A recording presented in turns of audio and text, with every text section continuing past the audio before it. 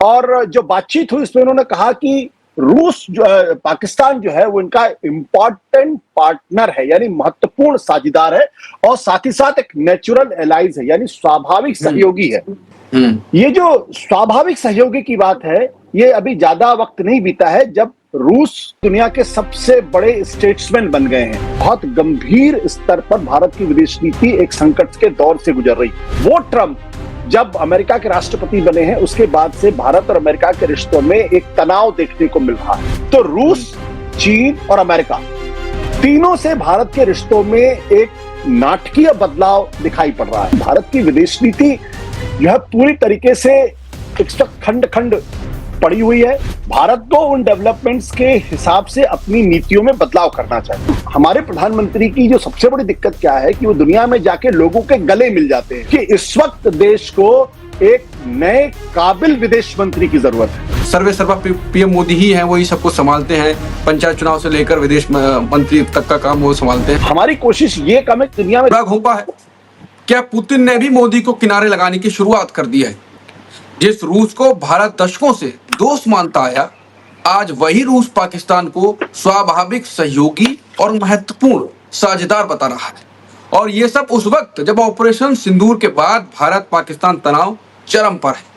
रूसी अस्सलाम वालेकुम दोस्तों, रूस ने पाकिस्तान को अपना कुदरती और नेचुरल फ्रेंड कह दिया है और कह दिया है कि पाकिस्तान और रूसी दोस्ती दुनिया की हर दोस्ती पर भारी है। दोस्तों, इससे भारत में काफी कोहराम मच गया है, जहां पर पाकिस्तान के लिए ये कहते हैं कि पाकिस्तान चाइना से 80% हथियारों की टेक्नोलॉजी लेता है। तो दोस्तों, पूरे के पूरे हथियार यानी बुलेट से लेकर या डिफेंस सिस्टम तक हर चीज भारत रूस से लेता है। अगर रूस और पाकिस्तान की दोस्ती होती है और दोस्तों पाकिस्तान रूस से अगर भारत का डिफेंस सिस्टम ही काट देता है तो खुद सोचे कि भारत दुनिया के लिए आचार बनकर रह जाएगा। जो आएगा वही बात होगी कि घंटा है हर कोई आता है बजाकर चला जाता है, वो हाल होने वाला है। क्योंकि रूस ने खुले तौर पर पाकिस्तान के लिए ये बयान दिया है। खुद सोचे कि एक तरफ ट्रंप कहते हैं कि I love Pakistan, China Pakistan के साथ खड़ा है, और दोस्तों तीसरी जो बड़ी वर्ल्ड पावर है उसने कह दिया है कि Pakistan is our natural friend, यानी वो तो कुदरती दोस्त है, उससे दोस्ती बिगाड़ कर अपने ही पाँव पर कुल्हाड़ी मारी जा सकती है। क्योंकि दोस्तों पाकिस्तान के गर्म पानियों तक रूस रसाई मांग रहा है, गवादर तक आना चाह रहा है, और पाकिस्तान रूस में रेल कॉरिडोर बनने जा रहा है। उसकी शुरुआत भी हो चुकी है। रूस का सारा सामान गवादर से पूरी दुनिया को पहुंचेगा। और दोस्तों ये बहुत बड़ी अचीवमेंट पाकिस्तान के लिए बनने वाली है, क्योंकि इससे पाकिस्तान रूस पर दबाव डालकर भारत का असला भी काट सकता है। तो जी क्या दोस्त नहीं रहा?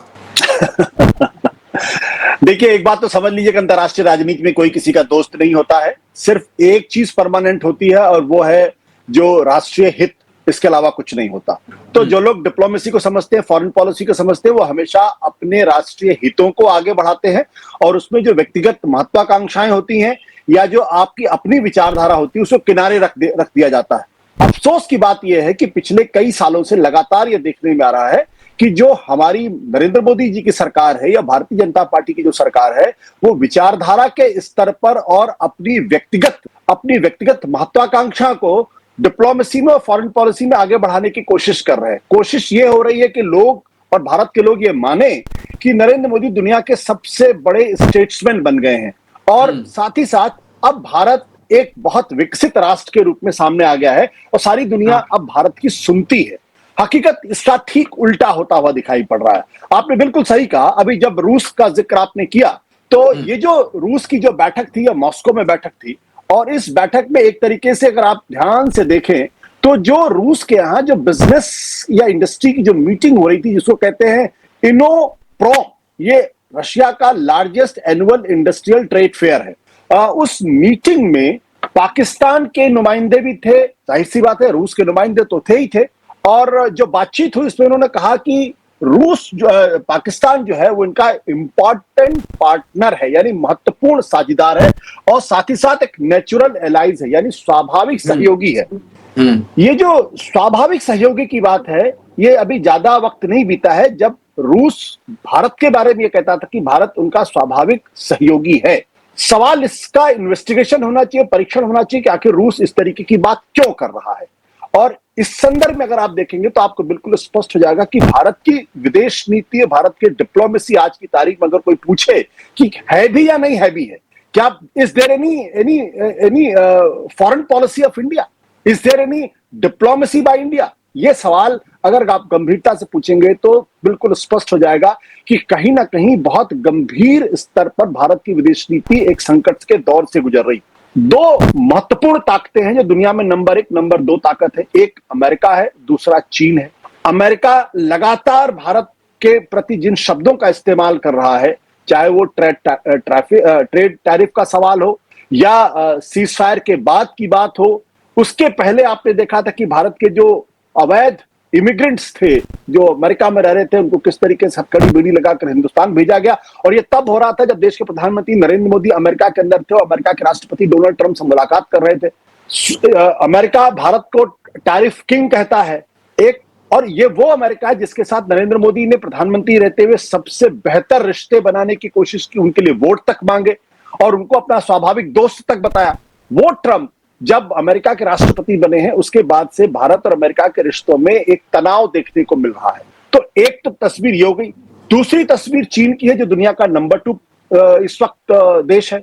गलवान की घटना सबको मालूम है, कैसे भारतीय सैनिकों के साथ व्यवहार किया गया।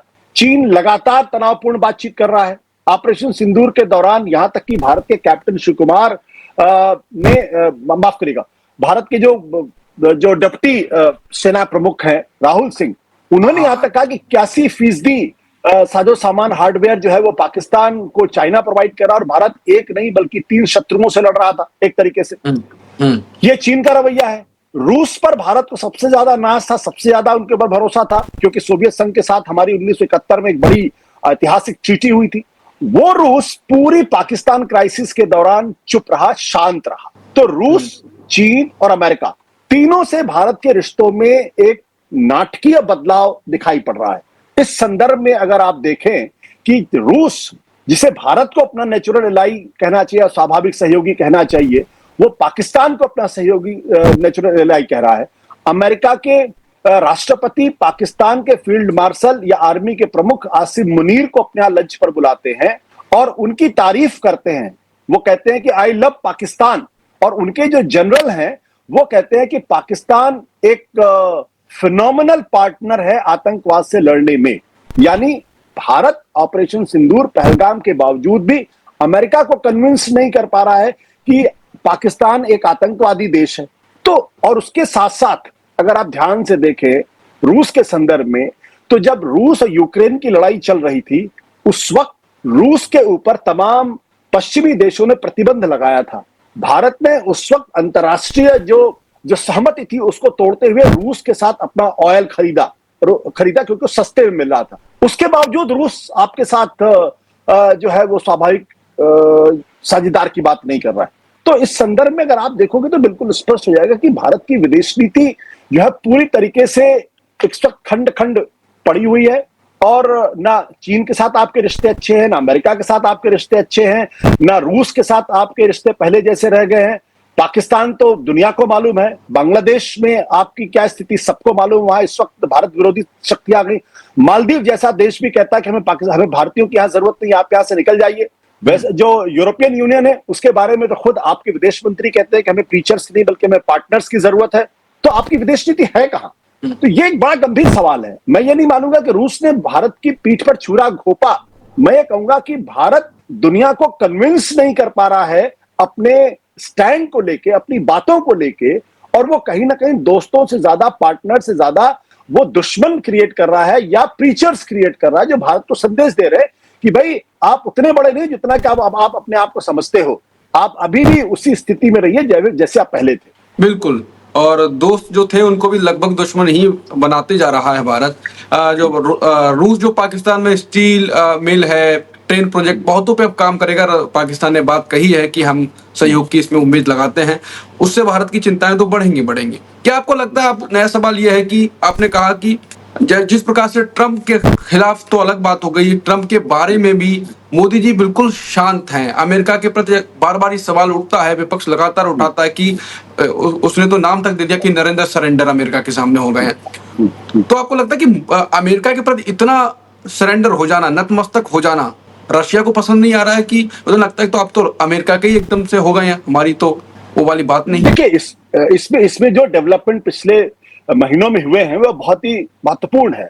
भारत को उन डेवलपमेंट्स के हिसाब से अपनी नीतियों में बदलाव करना चाहिए। हुआ क्या कि सोवियत यूनियन के खत्म होने के बाद रूस की स्थिति कमजोर हुई। चीन ने इस बात का फायदा उठाया, उसने रूस के साथ अपनी दोस्ती को मजबूत कर लिया और वो कहीं ना कहीं जो यूक्रेन वॉर चल रही है, उस यूक्रेन वॉर में चीन ने रूस की काफी मदद भी की है। ऐसे में जो रूस की डिपेंडेंस है वो चीन के ऊपर बढ़ गई है।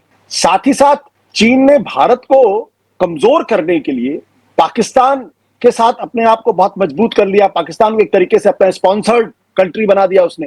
तो एक तरफ पाकिस्तान अमेरिका के साथ अपने रिश्ते बहुत बेहतर कर रहा है, दूसरी तरफ चीन उसका एक नेचुरल एलाई हो गया है, तीसरी तरफ रूस वाया चाइना पाकिस्तान को अपना एलाई मानने लगा है।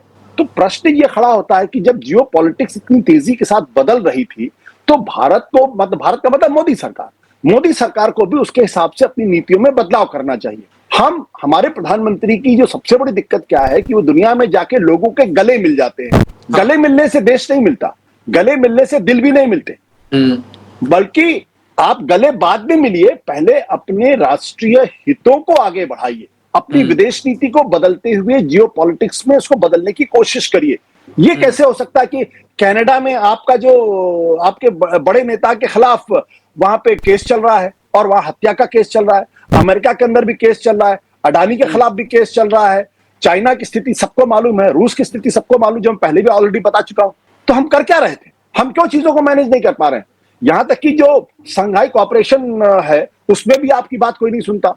अमेरिका बार बार धमकी दे रहा है कि ब्रिक्स के साथ जो रहेगा हम उनके साथ बुरा बर्ताव करेंगे, भारत ब्रिक्स का हिस्सा है।